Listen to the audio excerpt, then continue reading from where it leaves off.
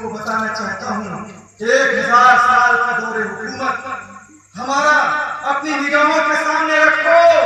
تم کہتے ہو کہ اسلام تلوار کے زور سے پھیلا ہے. ہم بتائیں گے اسلام تلوار سے نہیں بلکہ سیرت و کردار سے پھیلا. آپ دیکھیے یہ ہندوستان متحدہ ہندوستان کی بات کر رہا ہوں.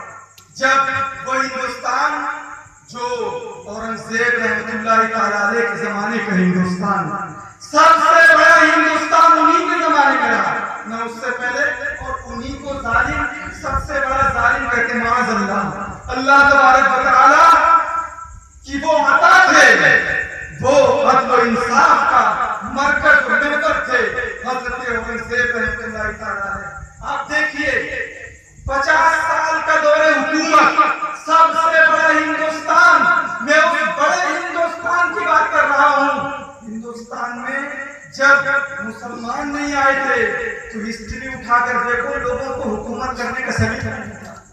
ہندوستان بٹا ہوا تھا, رجواڑے تھے, کوئی جودھ پور کا راجا, کوئی گوالیر کا راجا ہے, کوئی احمد آباد کا راجا ہے, کوئی کہیں ٹکڑوں میں بٹا ہوا تھا.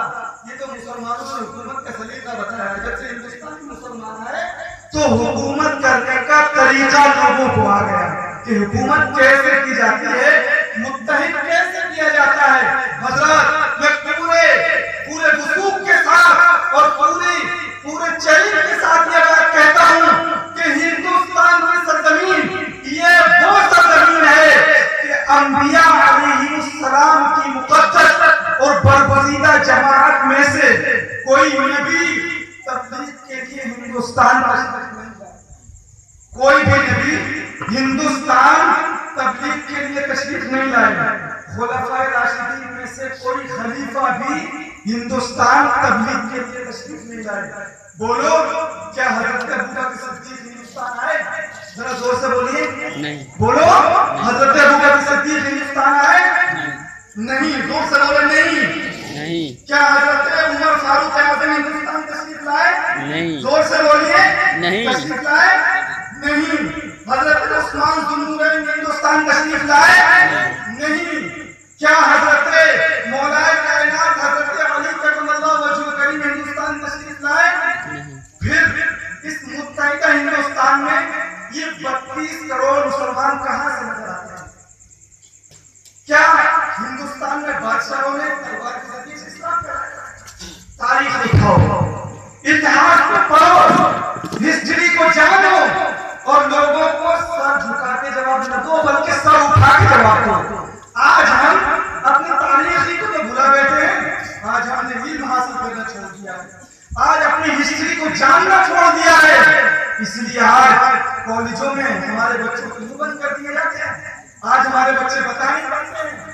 عزیزان ملت اسلامیہ سنو, پوری تاریخ پڑھو. محمود غزنوی سے لے کر سراج الدولہ تک اور خاندان غلامہ سے لے کر دولہ مغلیہ تک, قطب الدین ایبک سے لے کر محمد شاہ ظفر تک, اس متحدہ ہندوستان میں سینکڑوں مسلمان بادشاہوں نے حکومت کی. ان کے پاس تخت و تاج بھی تھا, ان کے پاس شاہی جاہ و جلال بھی تھا, ان کے پاس شاہانہ شان و شوکت بھی تھی. بابر کی ہیبت اور اکبر کے جلال کو کون نہیں جانتا؟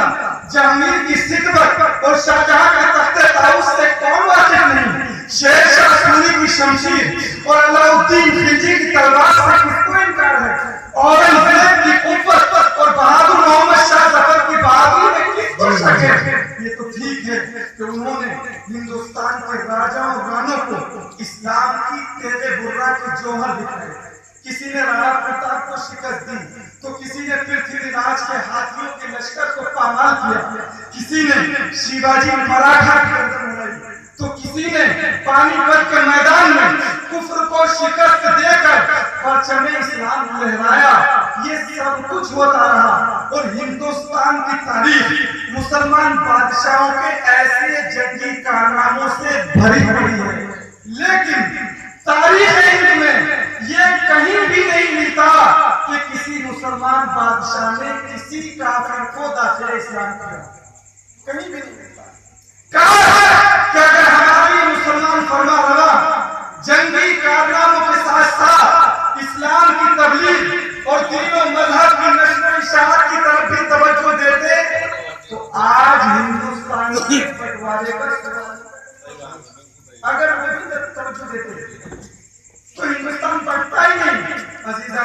اسلامیہ معلوم ہوا کہ ہندوستان میں جو اسلام ہے یہ بادشاہوں کی بنیاد پر نہیں بلکہ یہ ہندوستان جو ہے اس میں جو اسلام ہے اس میں جو مسلمان ہیں وہ محمود غزنوی اور بابر کی تلوار کا نتیجہ نہیں، اکبر و شاہجہاں کی قوت و طاقت کی طفیل نہیں، بلکہ یہ فقیروں کی پاک نگاہوں کا صدقہ ہے، ان درویشوں کی حق پرستی کی طفیل ہے، ان اولیاء اللہ کی طبیعت اسلام کا مرہون منت ہے جو اپنے دلوں میں توحید کی شان لے کر آئے، جو اپنے سینوں میں عشق مصطفیٰ لے کر آئے، جو اپنا پاک لے کر یعنی بوریا کے بستر اور خدر کی چادر روٹیاں پہن کر آئے، اور ان کے دین جاہ و جلال اور حق و صداقت کی ہیبت کے آگے ہندوستان کے سرکش انسانوں کی گردنیں جھک گئی، اس قطرستان ہند کے ظلمت قدے میں حق و اسلام کی روشنی پھیل گئی، ضلالت و گمراہی کی تاریکیوں میں رشد و ہدایت کے ستارے چمک اٹھے۔ حضرات محترم، سومنات کے بت خانے سے توحید اور رسالت کے ڈنکے بجنے کی آوازیں آنے لگیں۔ یاد رکھنا، تلوار سے کسی کی گردن کو اڑا دینا یہ کمال نہیں، تلوار سے کسی کی گردن کو اڑا دینا کمال نہیں، بلکہ محبت و اخلاق سے کسی کے دل پر حکومت کرنی کمال ہے۔ لشکر و سپاہ سے کسی کو شکست دینا بہادری نہیں، بلکہ نگاہ دل و درویشی سے کسی کے سر کو حق کے آگے جھکا دینا یہ بہادری کا کام ہے۔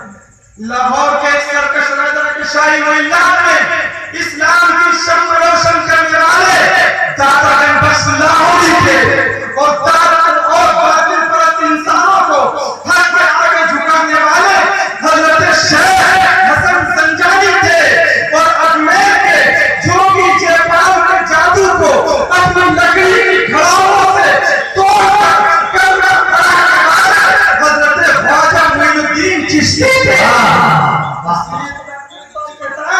نہ تخت و تاج، نہ لشکر و سپاہ، نہ تخت و تاج، نہ لشکر و سپاہ ہے جو بات مرد قلندر کی بارگاہ میں۔ یہ ٹھیک ہے، یہ ٹھیک ہے کہ ہمارے مسلمان بادشاہوں نے ہندوستان میں بڑی بڑی خوبصورت عمارتیں بنوائی۔ حضرات، لوگ ہم سے کہتے ہیں تمہارا کیا ہے ہندوستان میں؟ انہیں پتہ ہونا چاہیے اگر ہم نے جو کیا ہے اگر وہ ہم لے لیں تو سوائے چند کھنڈروں کے تمہارے پاس کچھ نہیں رہ گا۔ عزیزان ملت اسلامیہ، آپ دیکھیں، یہ ٹھیک ہے کہ انہوں نے بڑی بڑی خوبصورت عمارتیں بنوائی ہیں مسلمان بادشاہوں نے، یہ قطب مینار کی بلندی، یہ دہلی کی جامع مسجد کے مینار، یہ شاہی قلعے کی در و دیوار آج بھی مسلمانوں کی جاہ و جلال کے قصیدے پڑھ رہے ہیں۔ آگرے کے تاج محل قلعے کے کسی نقش و نگار آج بھی شاہجہاں کے ذوق سلیم کی داد دے رہا ہے۔ لاہور کی جامع مسجد کی خوبصورت محرابیں آج بھی سلاطین اسلام کی شان و شوکت کا پتہ دے رہی ہیں۔ شالیمار باغ کے مہکتے ہوئے پھول آج بھی مسلمان فرمانرواؤں کی نفاست تباہ کی خبر دیتے ہیں۔ یہ تو سب کچھ ٹھیک ہے، مگر تاریخ ہند سے جب ہم یہ سوال کرتے ہیں، اے ہندوستان کی تاریخ، ہمیں ذرا یہ بتا کہ اس ہندوستان میں اسلام کس نے پھیلایا اور کیسے پھیلا، تو جواب میں سنو، نہ محمود غزنوی کا نام آتا ہے، نہ بابر کا نام آتا ہے، نہ اکبر و شاہجہاں کا نام آتا ہے۔ ہاں، اگر نام آتا ہے تو حضرت شیخ حسن زنجانی کا نام آتا ہے، اگر نام آتا ہے تو بہاؤالدین زکریا ملتانی کا نام آتا ہے، اگر نام آتا ہے تو کلیا کے علاؤالدین کا نام آتا ہے، اگر نام آتا ہے تو حضرت نظام الدین کا نام آتا ہے، اگر نام آتا ہے تو دلی کے نصیر الدین کا نام آتا ہے، اگر نام آتا ہے تو حضرت خواجہ الدین کا نام آتا ہے، اگر نام آتا ہے تو حضرت خواجہ معین الدین کا نام آتا ہے۔ ان بزرگوں نے اکبر نے تو لوگ کہتے ہیں بادشاہ، میں کہتا ہوں اکبر نے تو اپنے دور حکومت میں دین الہی کی بنیاد رکھ کر اسلام کی جڑوں کو کھوکھلا کرنے کی ناپاک کوشش شروع کر دی ہے۔ اگر اس نازک دور میں حضرت مجدد کے ثانی شیخ احمد سرہندی کی اگر ذات نہ اٹھتی تو بہت ممکن تھا کہ اولیاء اللہ کی سالہ سال کی تبلیغ خاک میں مل جاتی اور ہندوستان کے وہ لوگ جو ان فقیروں کے فیض روحانیت سے ہلکا بھروں سے اسلام ہو چکے ہیں پھر مرتد ہو جاتے. مگر قربان جاؤ حضرت شیخ احمد سرہندی پر کہ انہوں نے کہا جو جان مانگو تو جان دیں گے, جو جان مانگو تو جان دیں گے, جو مال مانگو تو مال دیں گے. یہ ہرگز نہ ہو سکے گا کہ نبی کا جاہو جلال دیں گے. حضرات ایک بات یہاں پر اور ٹھہر کے اپنی بات کو ختم کر دوں. حضرات یہ ٹھیک ہے کہ ہمارے مسلمان بادشاہ باز شراب بھی پیتے تھے, رقص و سرور کی محفلیں بھی لگاتے تھے, ان میں شہنشاہی ٹھاٹ باٹ بھی تھا, مگر وہ صفات ان کے اندر ایسی تھی. ہو سکتا ہے کہ کل قیامت میں اللہ تبارک و تعالیٰ ان کی مغفرت کر دے, ہو سکتا ہے, ضروری نہیں, مگر سب اس میں شامل نہیں ہے. بات کی بات کرتا ہوں. ایک تو یہ کہ وہ عادل تھے, تمام بادشاہ عادل تھے. ان کے دور حکومت میں یعنی مسلمانوں کے دور حکومت میں کبھی کسی کی ماتھے سے سندور نہیں پوچھا گیا, کبھی کسی کے بڑھاپے کا سہارا نہیں چھینا گیا, کسی کے ساتھ اتیاچار نہیں ہوا, ہر ایک کے ساتھ عدل ہوتا تھا, انصاف ہوتا تھا. میرے پاس اتنا وقت نہیں ہے ورنہ میں بتاتا کہ مسلمان بادشاہوں نے اس طرح حکومت نہیں کی جس طرح سے آج لوگ کر رہے ہیں. وہ رات کی تنہائیوں میں رعایا کی حفاظت کے لیے نکلتے تھے. آج ہماری رعایا ہے عزیزان ملت اسلامیہ, یہ اپنے ماننے والوں کی لاشوں پر اپنے وجود کا تخت بچھاتے ہیں, مگر انہوں نے اپنے ماننے والوں کی لاشوں پر نہیں بچھایا, تخت سلطنت نہیں بچھایا.